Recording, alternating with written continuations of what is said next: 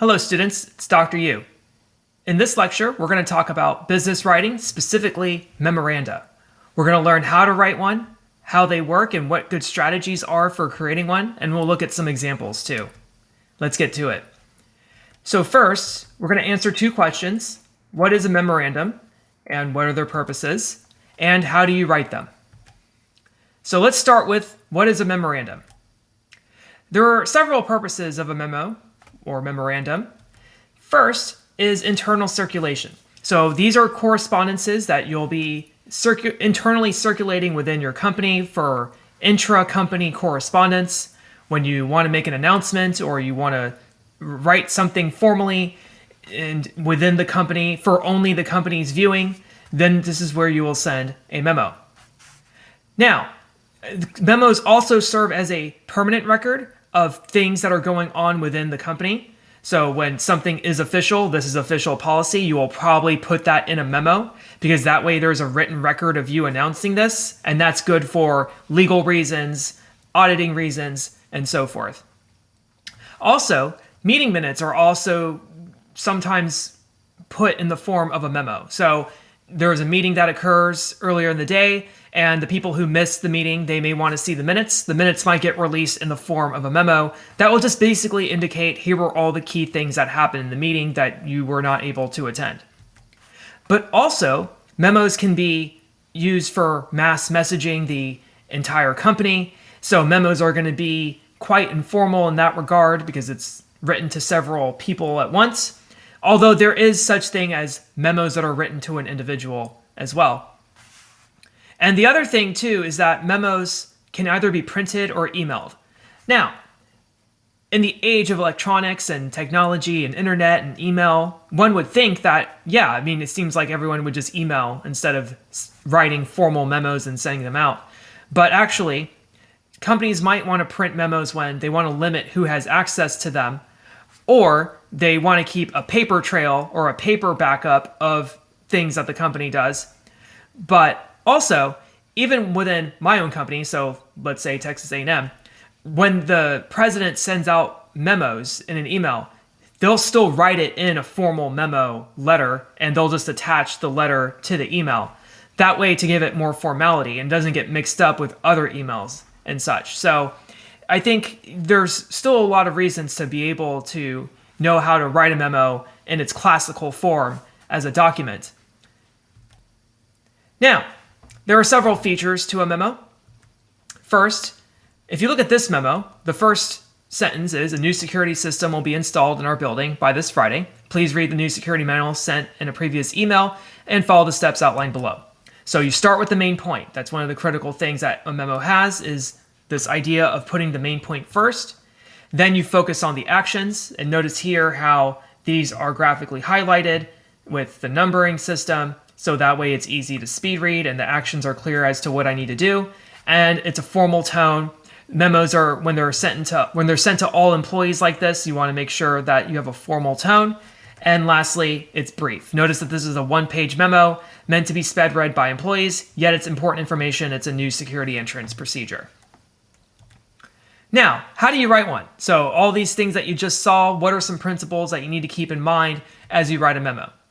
The first thing is, as far as formatting goes, just follow your trade dress. Your company's probably going to have a specific format that they'll want you to use as far as, first off, the header. So they might have something that they'll want you to use here, and then also the font. The font choices are probably going to be company dress, but if not, just use something professional.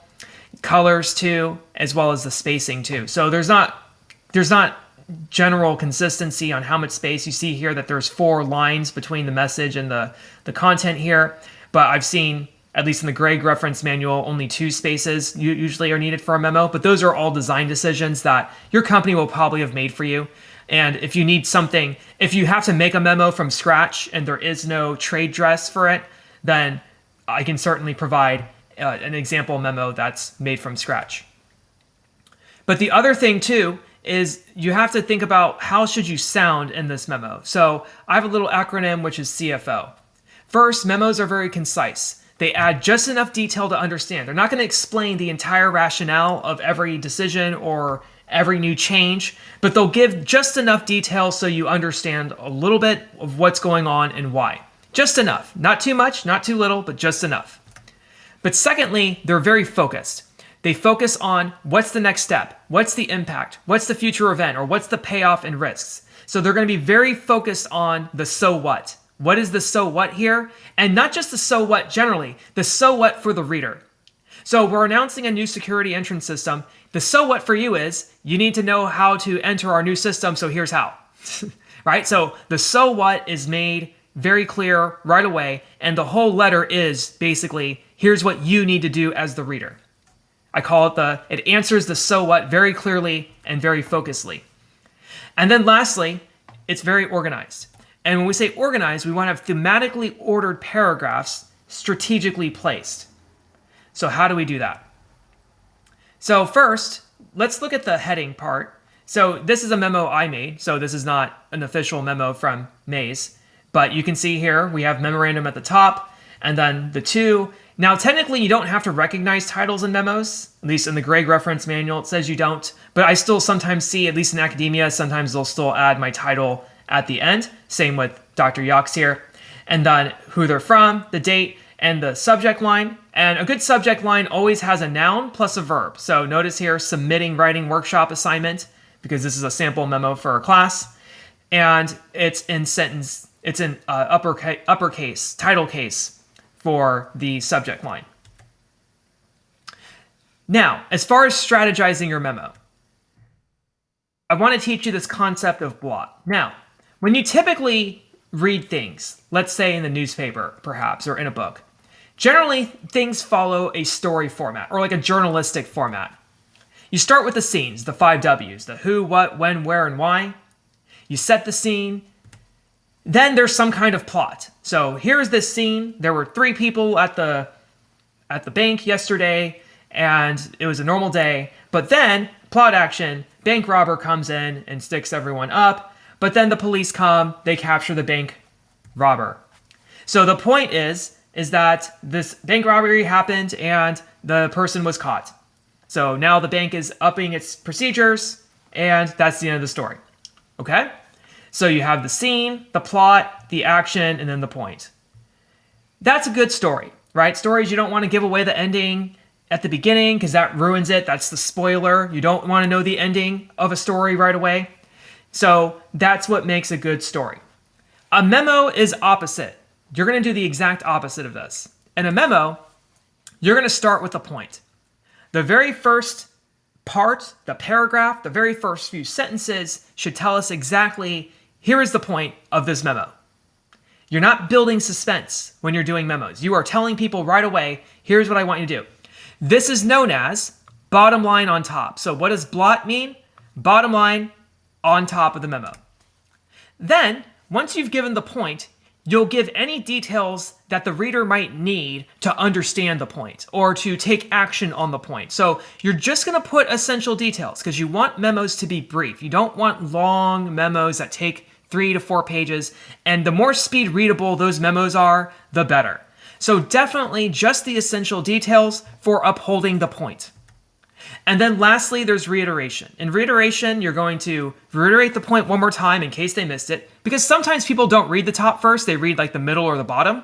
So you want to make sure you have the point again in reiteration and just have some kind of forward close where you're basically saying, we look forward to you, doing this. Thank you. Let me know if you have any questions. Something like that. Okay. So reiteration, reinforce the point, reinforce the forward close of moving forward. Now, if you need more specific advice on how to do a memo, so here, this is like a good general outline. The point, details, close. Reiteration, close. If you want more specifics on how to write a memo, there is a little acronym, what I call TCART. Here's what you do in a typical memo. First, you're going to identify the topic area or the point. You're going to basically say, here is the point. Then you're going to emphasize the so what. Here's the clear relevance and motivation for understanding this point. Here's what's significant to you. And then you're going to identify whatever task they need to take, and then preview any points that you might make later in the memo. Now, all of this can be done in a few sentences in the first paragraph. You're going to tell us the point, why it matters, what's required, and preview anything else that you might need to explain. Then you have the application. So this is where you include all the explanation. If you need people to do specific things, list those things. I would use graphic highlighting, like numbers, like use number bullet points to do that. So that way it's easy to see and speed readable and in a chronological order. Then reiterate any points. So this might be another part, and then this might be a third part.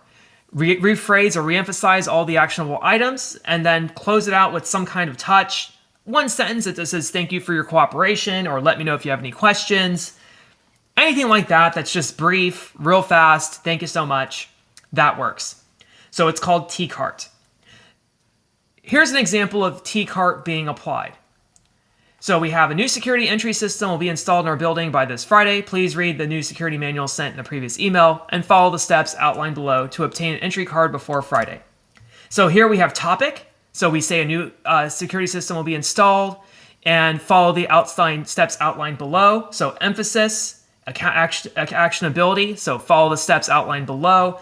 Emphasis, so to obtain an entry card before Friday. And then, this is outlined with the steps below. So that's your course.